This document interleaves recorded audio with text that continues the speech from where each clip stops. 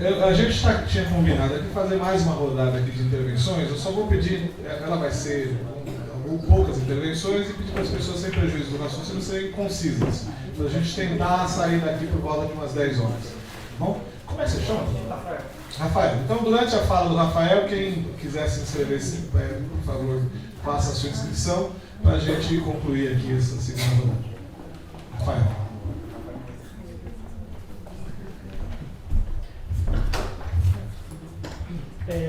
Eu queria colocar um outro elemento nessa discussão que eu acho que agrava ou torna mais problemático essas disputas, que é a questão da crise, né, da crise econômica.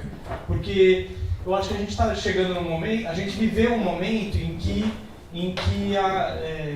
assim, está vivendo ainda, né, está no rescaldo, mas enfim, em que a tônica era a tônica do governo era de uma atuação ambígua, né? Era a coisa da coalizão era se conseguir agradar tanto ao capital quanto aos movimentos populares, quanto aos setores populares, distribuindo de forma desigual, mas conseguindo distribuir um pouco para cada um. E eu acho que isso de certa maneira, eu acho, não sei, me pareceu capaz de apaziguar no sentido de realizar coisas para ambos os lados, né? Ou seja, mesmo que em proporções diferentes, todo mundo conseguiu, em alguma medida, ser beneficiado por essas políticas. E agora eu acho que a conflitividade da coisa tende a aumentar no momento que o cobertor fica curto, porque aí vai ter que começar a escolher, né? Então, bom, na verdade a minha pergunta era frente a isso, e falando especificamente do município de São Paulo, como é que né, com as expectativas que se tinha, que se tem em relação ao governo Haddad, como é que a gente pode pensar nessa conflitividade, como é que o problema já tá aparecendo, né? Essas disputas já estão aparecendo, esses nacos de negócios, esse exemplo do Hotel Cambridge é uma coisa que, óbvio que não é uma coisa super nova, mas são nacos de negócios imobiliários em que o governo tem que fazer uma escolha, se ele vai colocar a política, se ele vai colocar o Estado a serviço de facilitar negócios imobiliários ou se ele vai viabilizar a habitação social no centro. Quer dizer, é uma disputa que está muito, já deixa de ficar atenuada, já fica muito mais claro, tem que escolher, é um ou é outro. Então eu queria que vocês falassem um pouco sobre essas disputas no contexto de crise agora no município. Obrigado, Rafael. Cássia? Eu acho que uma pergunta mais para o professor Eduardo Marques, você analisou em alguns estudos atrás, focando na nossa tarefa, a distribuição dos núcleos de favela em São Paulo, né? Eu sou moradora da Vila Prudente, eu acompanho a atuação do movimento de defesa do favelado, né? Tem uma fala muito presente de uma das lideranças, do companheiro André, que ele fala que a favela da Vila Prudente cumpre uma função social num bairro de alta especulação imobiliária, né? Em que o valor do metro quadrado está em torno de 5 mil, 6 mil reais, e que se não tivesse a favela lá, estaria mais alto ainda. Então eu queria saber, senhores, se essas políticas habitacionais da última década, principalmente Minha Casa Minha Vida, e pensando nas favelas localizadas, as poucas favelas localizadas na região do centro expandido, se essas políticas habitacionais têm promovido uma certa desintegração desses núcleos nessa região, principalmente pensando nos episódios dos incêndios criminosos, nas obras nessas regiões de mobilidade urbana. Eu falo muito do caso da Vila Prudente, que teve um caso recente, né, que por causa do embargo da obra do metrô não aconteceu, mas de que a obra do monotrilho iria afetar cerca de 200 habitações. E a solução era mandar as famílias para a região do Iguatemi, depois de São Mateus. Então, perguntar um pouco isso e saber como que isso está se dando, até se nesses estudos mais recentes tem aparecido um pouco a mudança desse padrão nas favelas no centro. Obrigado, Cássia. O José da usina é o último, o José também muito conhecido como Zé. Vai encerrar assim.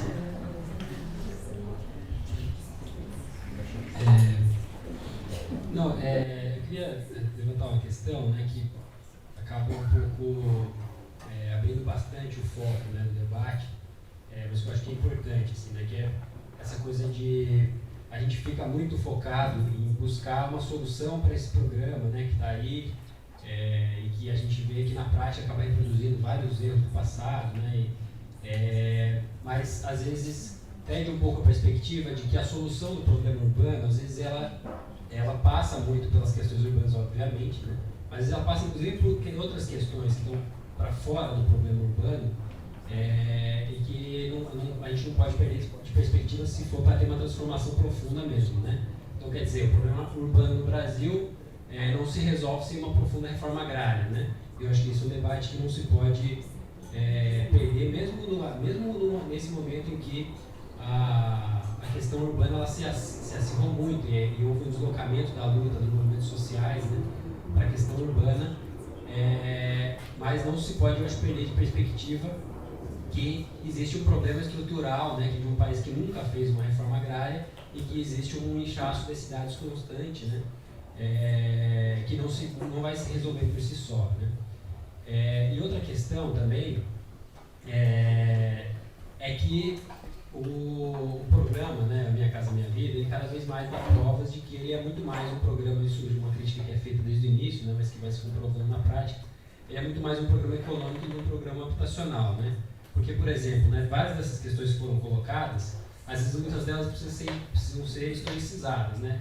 Por exemplo, a questão de que a localização dos empreendimentos ela é ou não periférica, é muito diferente de se analisar isso numa metrópole como São Paulo e se analisar isso em cidades médias, cidades pequenas, né?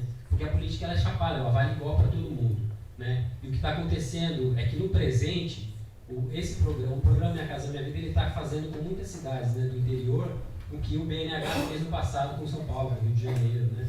Enquanto que em São Paulo, no Rio de Janeiro, nas grandes metrópoles, o efeito ele é diferente, sim, né? Porque essas periferias que se expandiram no passado, elas já se consolidaram um pouco mais, já ganharam subcentralidades, essas coisas todas que foram colocadas, né? Ganharam uma urbanidade e tudo mais. Então, eventualmente, um bom programa habitacional pudesse, de fato, mesmo nesses locais, reverter alguns processos ruins, né? Melhorar a urbanidade desses locais. Mas para isso precisa ter uma política específica, né? Ou seja, precisaria ter uma política para as metrópoles e outra política para as cidades médias, né? Diferenciada, específica para aquela realidade, né, cidades pequenas. Enfim, isso tudo teria que ser pensado, né? Então, precisaria ter um programa habitacional de fato que pensa a cidade no Brasil e precisaria ter um programa de reforma urbana e agrária amplo que pense toda a questão territorial no Brasil, né, e a solução de um problema de maneira bastante ampla, né? Bom, enfim. Obrigado. Obrigado, Zé. Bom, gente, a gente vai concluindo aqui o debate, já vou devolver a palavra para os nossos debatedores, mas, bom, relembrá-los, né, agora, apesar dessa altura da noite, vocês já estavam aqui, mas relembrá-los que dia 27 de junho, agora nós temos aqui a nossa festa junina, todos convidados, e agradecer muito. Vai ter fogueira? Vai ter fogueira. Eu vou passar a palavra para o Eduardo, para ele. Aqui, dia 27, a partir das 18 horas, com fogueira, né? Para poder fazer sábado, né? Dia 27 é sábado agora. Então, algumas pessoas pediram para a gente disponibilizar o material, as apresentações, dizer para as pessoas que mais alguns dias esse material vai estar disponível, tanto no site da Casa da Cidade, né, que é casadacidade.org.br. As pessoas daqui a alguns dias podem buscar essas apresentações lá. E se vocês deixarem o e-mail na lista de presença, a gente também manda para as listas de presença para vocês. Inclusive tem bastante riqueza, bastante referência para aprofundar o debate. Então eu vou devolver a palavra para o Eduardo, que vai fazer a conclusão aqui sobre as respostas e considerações finais. Muito rapidinho. Cássia. Tem um capítulo sobre favelas no livro, escrito pela Camila. E aí os dados das favelas são os seguintes. E a gente já tinha feito um outro trabalho, o Centro de Estudo da Metrópole fez um trabalho para contratado pela Emplasa, para um insumo para o plano habitacional do Estado de São Paulo, tá?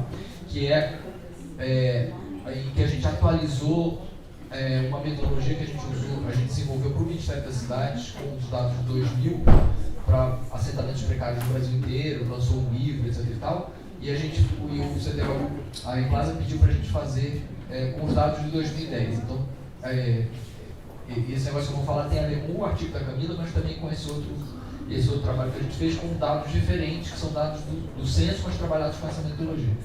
Nos dois casos, a população favelada, em termos proporcionais, entre 2000 e 2010, em São Paulo, cai. Se reduz a quantidade de gente morando em favela, relativamente. Aumenta a quantidade absoluta de gente morando em favelas, quantidade de moradores em favela. Só que, então isso é compatível com o adensamento de certas favelas. Então o que você observa, e aí a Camila faz essa análise mais espacial e mais de detalhe. Então você tem uma queda da proporção de moradores em favela, ao mesmo tempo você tem um crescimento da população de favela em certos lugares, e esse crescimento acontece por adensamento, né? Então, ao mesmo tempo, na região metropolitana, a proporção das pessoas que moram em favela cai, porque cresce menos do que o resto da cidade, né? Mas em algumas favelas, especialmente em favelas bem estruturadas, de área mais central, aí não é só o centro mais São Paulo da Vejinha, mas incluindo o primeiro anel em torno dessa área, e a Vila Prudente está incluída nessa região, você tem um aumento da densidade nas favelas que estão presentes nesse lugar.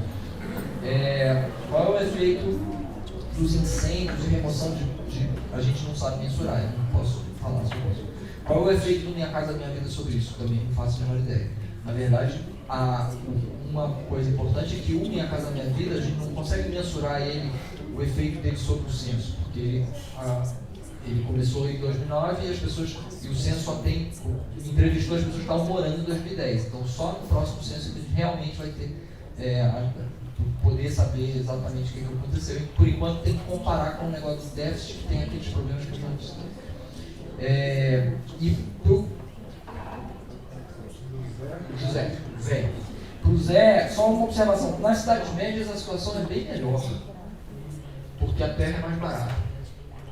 Então, o problema, o desafio é conseguir fazer, tanto para faixa 1 quanto faixa 2 e faixa 3, fazer terra cara.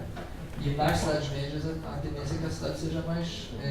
as distâncias são menores, então o padrão de segregação é menos complicado de produzir, e a terra é mais barata.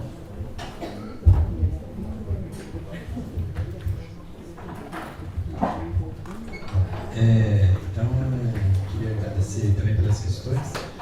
Eu acho que a gente tem que, essa questão que o Rafael colocou, da crise econômica, eu acho que a gente tem que fazer uma avaliação, monitorar, entender mesmo qual que é a tendência, né, daqui para frente. Eu estou participando de uma experiência que é o Observatório de Emoções, na Metropolitana de São Paulo, que é uma parceria do Lab lá de cidade, e um laboratório de justiça social, vulnerabilidade lá da UFABC, que a gente está montando, e a gente está começando a acompanhar um pouco, né, fazendo um esforço para georreferenciar as comunidades vulneráveis que estão na linha da reta, né, dos projetões, ou na iminência de ser despejados, de ter reintegração, sob risco, né, e desenvolver trabalho em algumas também, né, algum trabalho mais de aproximação, de educação popular, de fortalecimento, né. Então tem um trabalho que está sendo desenvolvido já lá na ocupação da Vila Maria, né, que já era um trabalho que já existia antes, né, do pessoal dos movimentos do Centro e do Centro Gaspar Garcia. Mas nesse Observatório de Emoções, a gente levanta, nas discussões que a gente fez com a Karina Leitão, a Raquel, Delana, um monte de gente, Luciano, a gente levantou essa hipótese, né? Será que com a crise econômica vai diminuir a quantidade a pressão em relação à reintegração de posses e despejos? Porque no cenário de crise, você pode falar, bom, tem menos dinheiro, vai ter menos, as obras públicas vão diminuir o ritmo das obras públicas, vão diminuir o ritmo dos investimentos em geral, vai desaquecer o mercado. Teoricamente, você pode lançar essa hipótese, esse cenário. Fala, bom, acho que a tendência vai ter menos integrações de posse e despejo. Vamos ver como é que... Porque o Observatório de Emoções nasceu em 2012, na época do Kassab, né, que era uma explosão geral. Agora, pelo jeito como o Dito entrou aqui na sala e a fala dele, o uniforme dele, a sensação que dá é que isso não aconteceu ainda, né? Esse arrefecimento das reintegrações e dos despejos, né? E eventuais efeitos, vamos dizer, colaterais, né? Meio positivos da crise, para quem está naquela linha de muita vulnerabilidade, né? É muito difícil ainda de dizer alguma coisa, eu acho. Parece que está continuando por enquanto, né? Mas a gente tem que avaliar.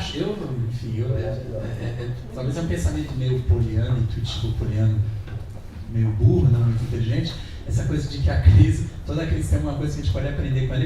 Enquanto está tendo a crise, dá para você ir trabalhando, fazendo coisas meio que não aparecem muito, coisas importantes, podem ser feitas no momento de crise, pode ser construir processos importantes, já que está em crise também, para depois, no momento que melhorar, você estar mais preparado para... então, eu acho que tem que talvez fazer uma discussão do que dentro desse cenário de crise, a luta pela produção de cidades, né, mais inclusivas, democráticas, como é que a gente encara essa luta num cenário que tende a ser mais acessível. Eu acho que isso é uma coisa importante. E aí eu vou resgatar um pouco essa coisa, que também acho que vai na linha do que também o Zé falou, né, nessa discussão aí que o Zé também levantou. Da importância do aprendizado. Acho que é isso que a gente está fazendo aqui, né?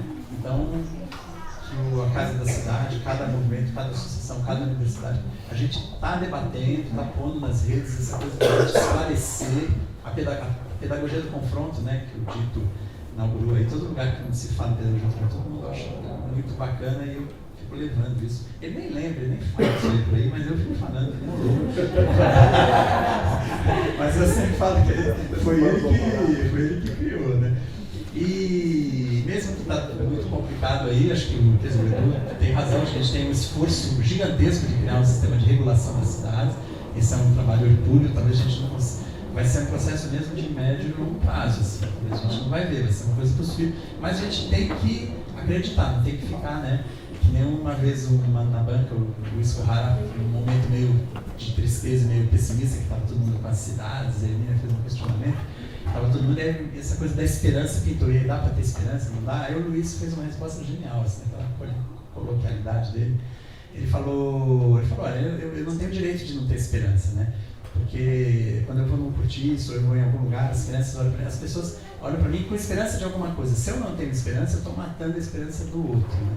Então eu tenho que ter esperança, até por uma coisa de eu não tenho direito de não ter, a gente tem que ter esperança, tem que acreditar, tem que lutar, que é uma obrigação, quase a gente não tem direito de não ter. Acho que é uma coisa bacana para construir.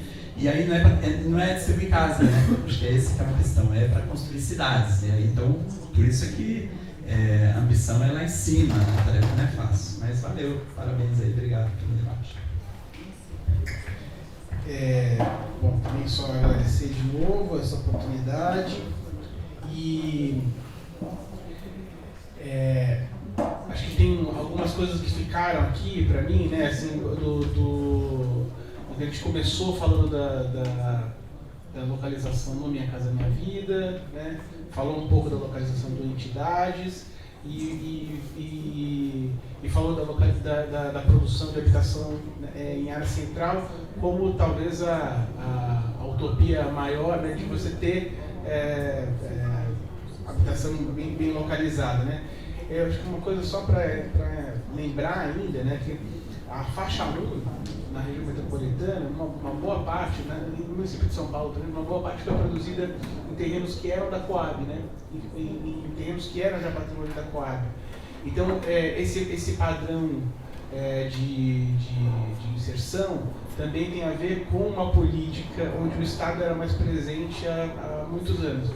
Então a gente tá num programa que de fato, a gente tem que repetir isso sempre, né? Um programa econômico que por acaso, por um dos casos, né? E que tem toda uma lógica de produção de mercado, mas que se apropria de um patrimônio público que estava constituído atrás, né? Eu tenho muito receio do que acho que já é para também começar a pensar agora em como melhorar esses conjuntos que estão sendo produzidos, né, que estão acabando de ser produzidos, né? Porque a gente conversava disso ontem, né, Edilson? a cidade de Tiradentes se equipou e tal, porque tinha os espaços para isso, né? Tinha áreas públicas, áreas institucionais e tal, meio capenga, meio não sei o quê, umas escolas mais acima, mas ela tem, né, os equipamentos. E agora a gente está produzindo um padrão de cidade, de condomínios, com poucas áreas públicas e tal, que vão ter um efeito muito perigoso daqui para frente. Eu acho que a gente falava ontem assim, tá, mas aí como é que produz 3 milhões de casas? E a dúvida é, precisa produzir 3 milhões de casas? Porque a cidade continua sendo produzida, as pessoas estão morando, estão adensando as favelas, essa história da popularização do centro também, acho que, não sei se tem dados quantitativos, mas a quantidade de ocupações nas áreas centrais pode, né, ser, nesses últimos 15 anos, tá? Pode ser responsável por isso, né, por uma popularização da população que mora no centro. Então, eu acho que o que a gente faz agora, o que a gente faz nesse futuro breve, pensando que já que se produziram casas sem cidade, como que a gente faz agora para de novo, fazer a cidade chegar nesses lugares. E eu acho que a iniciativa aqui é muito legal. Obrigado. É isso aí.